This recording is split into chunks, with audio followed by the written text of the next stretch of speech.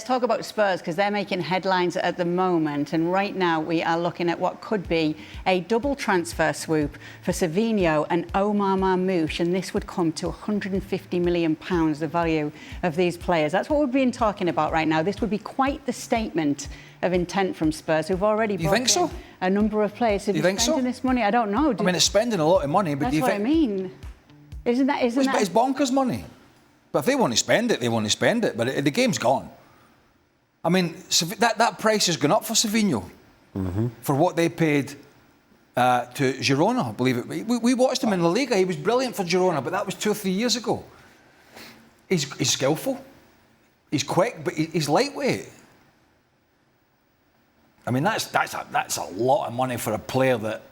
Okay, City's not an easy. It's not an easy place to be in terms of you could be overawed because of the superstars that were there and the manager.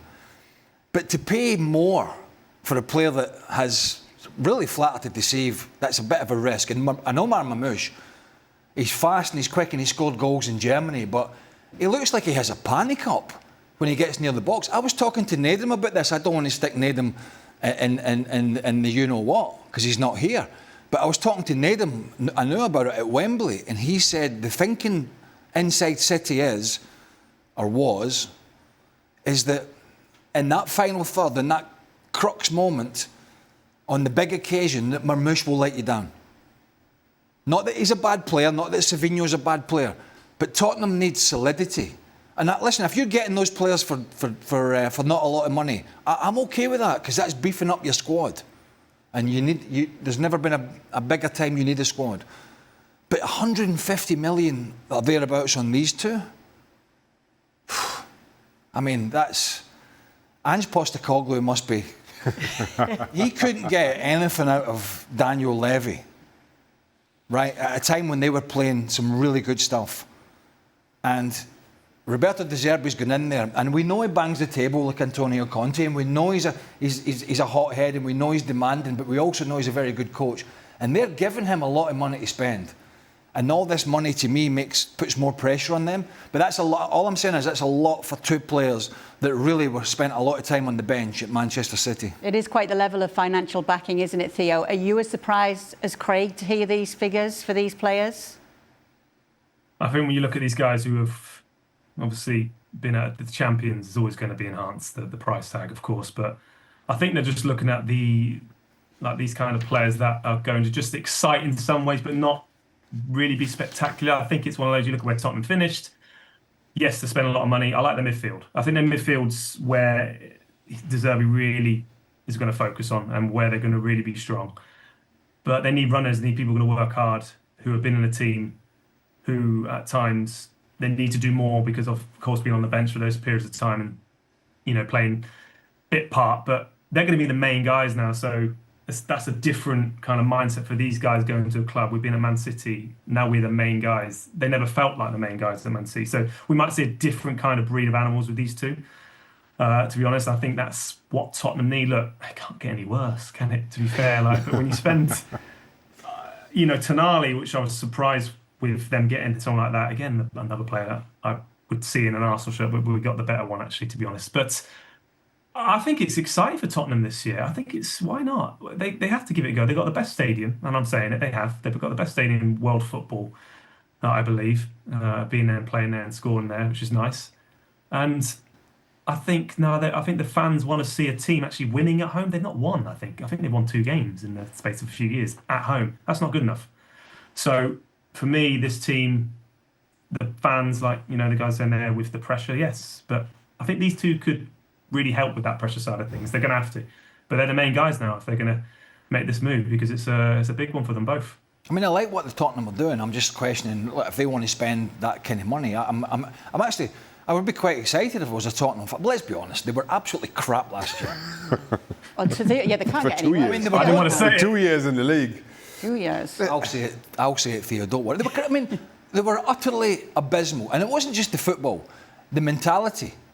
And if Tudor had stayed, and we said this, those players really had never expected to be in that scenario that they found themselves in. And I was down there, Shaka, I think you've been down there, haven't you, battling it out at one point? Down Pompey? With Pompey, yes. I was down there with Derby County at the end of my career, right, and it's an absolutely horrible place to be. You're looking at every fixture, you're looking at where the point's coming from, you're looking around the dressing room, who's going to help me, who's going to say, my calf's a bit tight, who's going to roll their sleeves up. You're in that kind of scenario. And Tottenham really, but for De Zerbi, you know, they would have probably gone down. Theo's right, the stadium is fantastic. They've spent money now, they've backed a coach.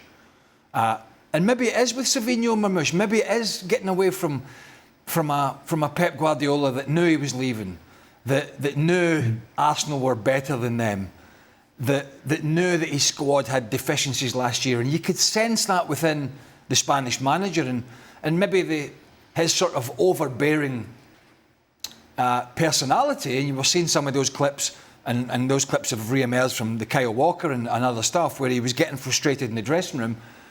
Maybe that did sort of weigh on some of the players that we would maybe describe as a little bit weaker, that don't have that personality to stand up to a manager. And maybe it is Marmoush and Savinho and one or two other players getting away from certain scenarios and being better in a different environment. That could be the case, and I hope it is for Tottenham. But it's an awful lot of money to spend on players that really were kind of bit part at the clubs. If they flourish, that's fine. But it's not without a risk element to it. But if I was a Tottenham fan, you know, we've got Kulusevski coming back. He was out almost all of last year. Is Romero gone or he's going? But he's been, you know, he's a very good player. But you just don't know from one day to the next what he charges about, like a bull in a china shop. Van de Ven signed a new deal. He's happy. They've made some other signings. They've lost Jed Spence, who I think was a very good player. Can play in several positions. He showed that at the World Cup. He's very quick. So they have lost some players. But the signings they've made, in the most part, are saying we want to be somewhere better than where we've been in recent years. And I think by spending that kind of money, there is a pressure on De Zerbi not to win the league. That's not going to happen for a long time. As Arsenal showed, it takes a while. But there's going to be a pressure to be in amongst the others that are spending similar types of money, and that's going to be a really interesting watch if you know, in the Premier League next year, rather than what we had to endure watching Spurs last season. I don't think there's any question that Spurs will be better than they were last season, and you'll see how much better. Shaka, I think they're better than they were last season just by having De Zerbi alone. But let's remember where they finished last season. They just avoided relegation. So by having De Zerbi, by these signings, if I'm a Spurs fan, I'm excited about the season to come in a way that I don't think Spurs fans have been able to be for quite some time. There are a couple of things to these signings. And Craig's right. Every time a signing is announced, I find myself saying, I'm not going to comment on the transfer market. The money that's being paid is absolutely ridiculous. 150 million for these two, on the face of it, is really a lot of money, kind of given those numbers. I want to say those numbers are based on Savinho at Girona and Marmoush at Eintracht Frankfurt, as opposed to the two players we'd seen at Manchester City. That being said, I saw some reporting saying that the Savinho deal was valued somewhere around 95, and then Marmoush making up the balance on a player that City bought from themselves. Remember, it's the same ownership group at Girona, for a third of that, which again has me questioning a whole lot about how these deals are structured and what happens. But if Spurs are prepared to pay the 150 for the two, fair enough. While you could question their value given what we've seen, particularly over the last season, two for Savinho, I don't think there's any question they're better than what Spurs have in their dressing room right now, and makes them a better team for it. That's an ambition that we've not seen from Spurs, particularly under Daniel Levy, for quite some time, and that alone, showing the shackles are off, for me, is a good place for Spurs to be. I was watching a documentary on the flight back from the UK last night. It was the Mourinho documentary, right? Yes, I was watching it. I don't know why I was watching it. It was boring. Good, isn't it? Huh? It's good, isn't it? Yeah.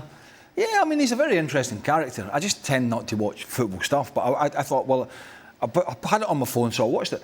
And there's two players popped up in it, and I'm not comparing Omar Marmoush and Savinho to these players, but there was two players popped up in the documentary in the background, in Mourinho's time at Chelsea, and it's very akin to what we're talking about, was Mo Salah and Kevin De Bruyne, who seemed to get a little bit swallowed by West London and maybe Mourinho and Chelsea and all that, price tags and blah, blah, blah.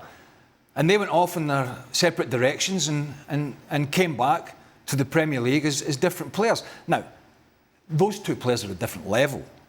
But when they were at Chelsea together, it was a struggle. When Kevin De Bruyne signed for Man City, there was people in England saying, this is bonkers. Was it 40 million or what? I can't remember. When they signed for Manchester City, there was people saying, this is bonkers. He did nothing at Chelsea, which is pretty correct.